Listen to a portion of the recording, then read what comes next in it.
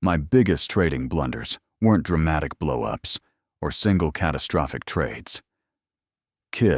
They were quieter, more persistent mistakes that slipped into my process, unnoticed, and stayed there long enough to compound real damage, because the market doesn't usually destroy traders. In one moment of stupidity, it wears them down through habits they refuse to confront. One of my earliest and most expensive blunders was mistaking confidence for competence. I had a stretch of success early on that convinced me I understood the market better than I did, and that false confidence led me to increase size before I had earned the right to. The trades didn't suddenly become worse, but the consequences did. Losses that were once manageable became emotionally charged. Decision-making tightened. Fear crept in where none existed before. I didn't blow up, but I started trading defensively, cutting winners early, and letting losers linger, trying to protect an image of myself instead of capital. That phase taught me a brutal lesson. Size magnifies flaws before it magnifies skill. Another blunder that haunted me for years was overtrading disguised as diligence. I told myself I was being active, engaged, hard-working, when in reality I was avoiding the discomfort of waiting. I took marginal setups simply to feel involved, convincing myself that frequency would smooth results, when all it did was smooth away my edge. The market doesn't reward participation. It rewards selectivity. Every unnecessary trade diluted focus, drained emotional capital, and increased the odds of making a mistake that had nothing to do with strategy and everything to do with fatigue. I also spent far too long ignoring the cumulative effect of small losses. Individually, they felt harmless. Collectively, they eroded confidence and pushed me into revenge behavior I didn't recognize until it was already happening. I learned the hard way that drawdowns don't start when your account is down. They start when your behavior changes. Another blunder, one that's less talked about but just as dangerous, was constantly tweaking my strategy. Every losing streak triggered a modification. Every drawdown felt like evidence that something was broken. I confused adaptation with impatience and optimization with insecurity. Instead of letting probability play out, I reset the sample size over and over again, never allowing an edge to prove itself. That behavior created the illusion of progress while guaranteeing inconsistency. I was busy, but I wasn't building anything. Then there was my relationship with stops. Early on, I treated stops like suggestions, something flexible I could adjust if the market just gave me a little more room. That flexibility cost me dearly. Each widened stop wasn't just additional risk. It was a signal to my subconscious that rules were negotiable. Once rules become negotiable, discipline collapses quietly. The biggest losses of my career didn't come from bad entries. They came from refusing to accept that a trade was wrong. I also underestimated how much my emotional state outside trading affected my decisions inside it. Fatigue, stress distraction. I treated them as irrelevant, believing professionalism meant pushing through. In reality, they subtly degraded judgment, shortened patience, and increased impulsivity. Some of my worst decisions were made on days when nothing obvious was wrong with the market, but everything was wrong with me. That realization forced me to accept a truth most traders resist. Your psychology is part of your risk model, whether you acknowledge it or not. Over time, these blunders shared a common root. None of them came from lack of intelligence or market knowledge. They came from avoidance, avoiding boredom, avoiding discomfort, avoiding responsibility for outcomes. The market didn't punish me for not knowing enough. It punished me for not respecting the limits of my behavior. What finally changed wasn't a new rule or a better strategy. It was my willingness to audit myself honestly. I started tracking not just trades, but decisions. Not just outcomes, but deviations. I learned to recognize early warning signs, increased trade frequency, rationalizing rule breaks, obsessing over P&L instead of execution. Those signs always appeared before serious damage was done, and once I learned to respect them, I could intervene early instead of repairing damage later. The most important thing I learned from my biggest blunders is that mistakes are inevitable, but repeated mistakes are optional. Every trader will misread a market. Every trader will take a loss they shouldn't have. But the traders who survive are the ones who treat errors as feedback instead of identity. They correct course quietly early without drama. As I look back now, decades removed from those early wounds, I don't regret the blunders themselves. I regret how long I defended them, how long I explained them away instead of dismantling them. Because the market is patient, but it is not forgiving of denial. And the difference between a trader who lasts and one who doesn't often comes down to how quickly they're willing to admit that the problem isn't the market, the setup, or the strategy, but a behavior they're repeating without questioning. Once you see that clearly, blunders stop feeling like failures and start feeling like signals. Signals pointing directly at what needs to change if you want to stay in this game long enough for skill to compound.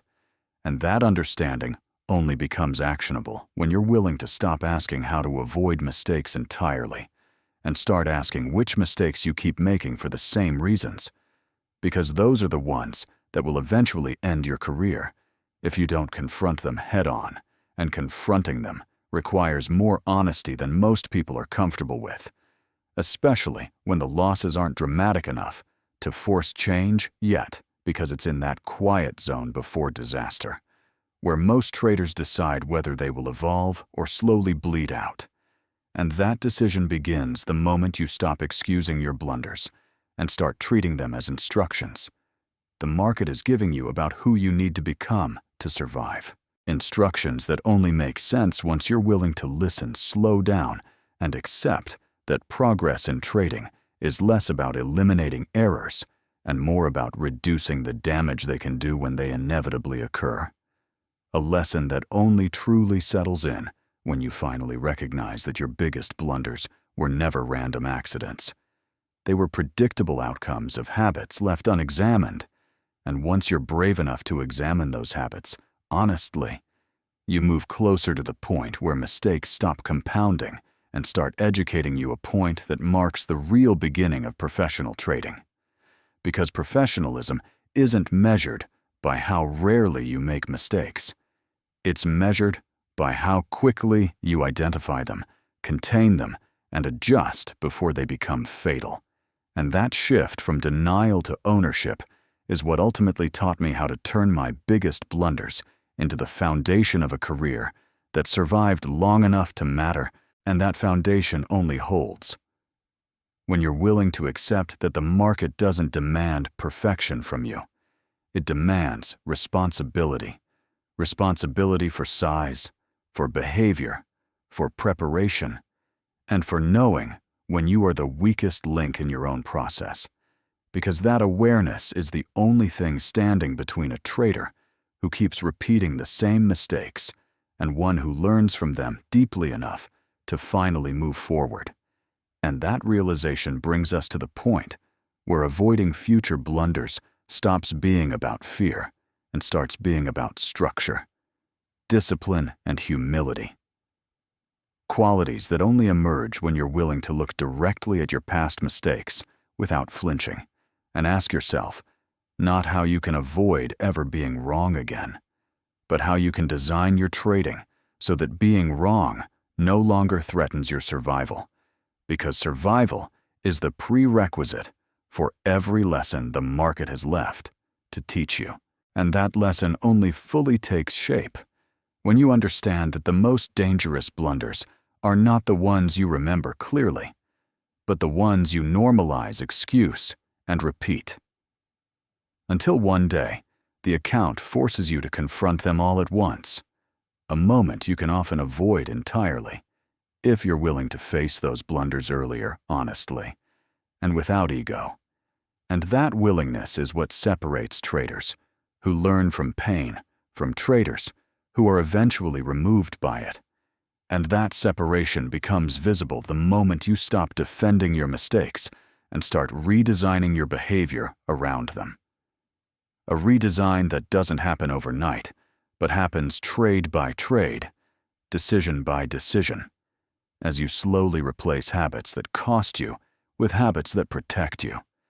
And that protection is what ultimately allows skill to compound, confidence to stabilize, and trading to shift from a constant fight into a controlled practice, built on lessons you paid for and finally decided to honor. And that shift, more than any single rule or insight, is what taught me how to turn my biggest trading blunders into safeguards instead of scars. Because once I stopped trying to avoid mistakes and started designing my process to contain them, my career finally stabilized. In the years that followed those early errors, I noticed something important. The mistakes never fully disappeared, but their impact shrank dramatically. I still overtraded occasionally, but size was smaller and damage was limited. I still felt the urge to tweak strategies during drawdowns, but I learned to impose time-based rules that forced me to wait before changing anything. I still felt temptation to bend stops, but I built mechanical exits that removed discretion when emotions ran high. None of that made me perfect. It made me durable. I learned that avoiding blunders isn't about discipline in the abstract.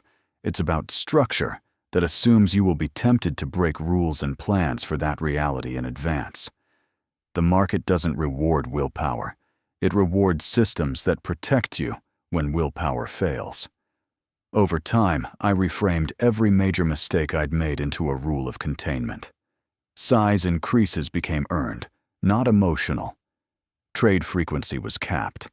Drawdown thresholds triggered reduction, not revenge. Strategy changes required evidence, not frustration. Fatigue became a stop condition, not a badge of toughness. These weren't restrictions. They were freedoms disguised as limits. They freed me from repeating the same self-inflicted wounds. And perhaps the most important shift of all was learning to separate identity from performance. My worst blunders happened when I needed trading to validate me. Once I accepted that losses were information, not verdicts I could respond instead of react, that acceptance didn't come overnight. It came slowly through enough pain to finally make honesty cheaper than denial. And kid, if there's one lesson I want you to carry with you from my biggest mistakes, it's this. You don't avoid blunders by being smarter. You avoid them by being more realistic about your own behavior. Design your trading around who you actually are under pressure, not who you wish you were. The market will eventually expose the difference. And if this story helped you recognize patterns in your own mistakes before they compound into something bigger, take a moment to leave a comment with your thoughts. And don't forget to subscribe so I can keep sharing the lessons the market spent a lifetime teaching me